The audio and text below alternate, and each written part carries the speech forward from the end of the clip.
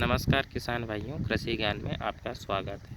आज हम बात करने वाले हैं गेहूं की खेती कैसे करें।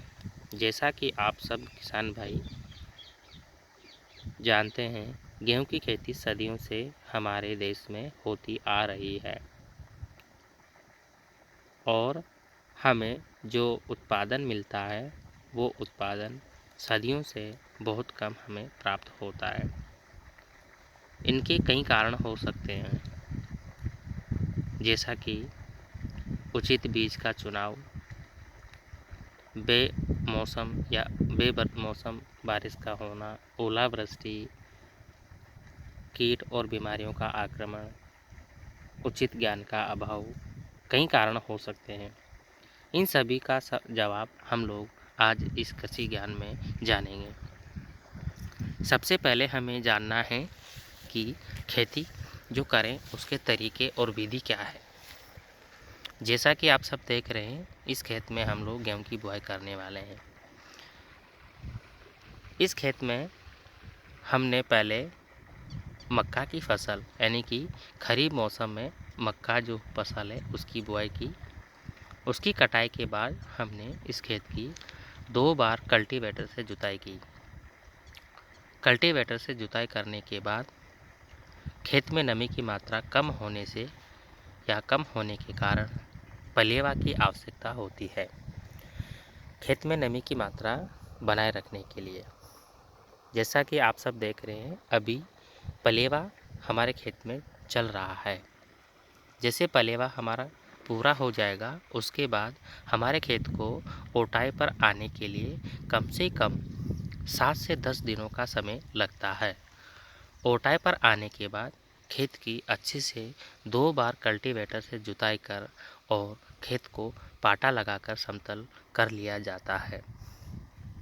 पाटा लगाकर समतल करने के बाद अगर आप किसान भाइयों ने खरीफ मौसम में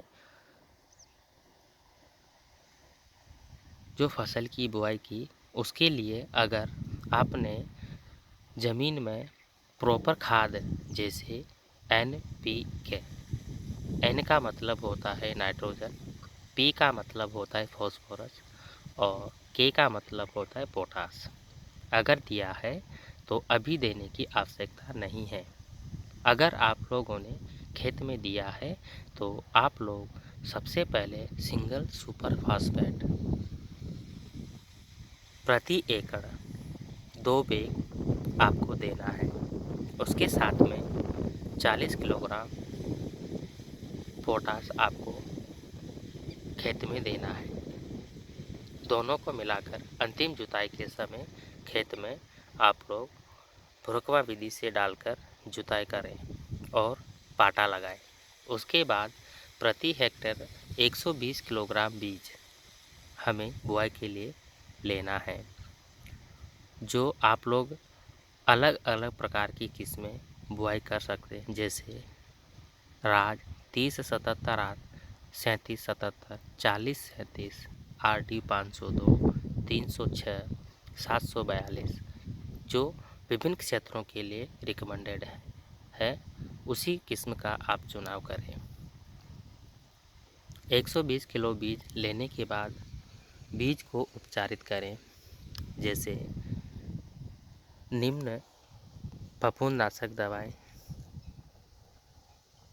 बीटावेक्स 3 ग्राम प्रति किलो बीज या स्प्रिंट आप लोग एंडोफिल का उत्पाद है, ये आप लोग 3 ग्राम प्रति किलो बीज के हिसाब से उपचारित करें। बुआई के 2 से 3 घंटे पहले उपचारित करके इसे आप लोग छायादार स्थान पर सुखाएं। उसके बाद उस बीज की बुआई करें। बीज की बुआई करने के बाद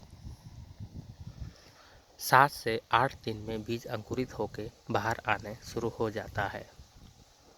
तो आज हम लोग यही जानेंगे कि बीज की बुआई कैसे की जाती है।